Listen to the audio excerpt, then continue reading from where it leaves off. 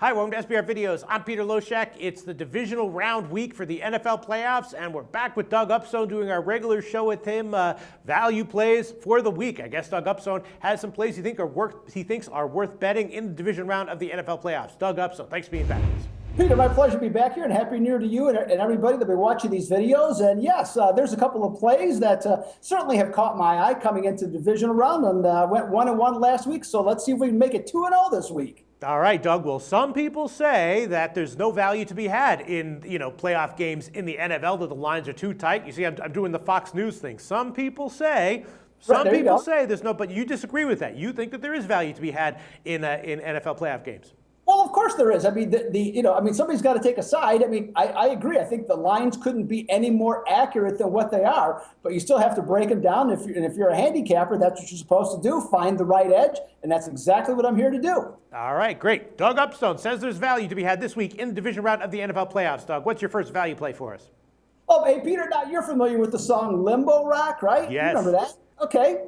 Well, in this one, I do have one that's a value play that relates to that, because there's a line in that song says that how low can you go? And that's exactly what I think about Carolina and Seattle this upcoming week. Now, hey, congratulations to the Panthers for winning 5 games in a row to get into this far into the playoffs, but the party ends right here this week going against Seattle's front seven. The only way that I see Carolina able to run the ball is with the run option with Cam Newton, and I'm not even sure they're going to have that much success being able to do that. As we saw also last week, Cam Newton, with his injuries and different things, he's really struggling with his mechanics and throwing the ball, and his receivers are inferior compared to the Seattle secondary to begin with.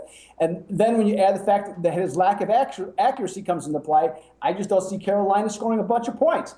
Conversely, though, I look at the Carolina defense, which is really playing well, okay, really come down the stretch and been very staunch in keeping the opponent out of the end zone, off the board. And then I also look at Seattle's offense, and even though, they have a great run down the stretch here with 7 straight wins and covers, they've only scored more than 24 points once in that entire stretch. So I look at these 2 games, I see the total of either 40 or 39.5, and I suggest the best value is to go under the total on this game. All right, Doug. Well, that's definitely the most debated game of the 4 games this week. Everyone's just going back and forth on YouTube and on the forum, about where the value might lie. People are calling everyone stupid. You're not taking a side. You're going to take the under. I can certainly see that, although even with the total, people are debating that. Some people are saying they love the over, best play of the week. All right, Doug Upstone, what's your second value play? My second value pick is that choosing the 2 horses. I'm going to choose the Broncos in this particular game.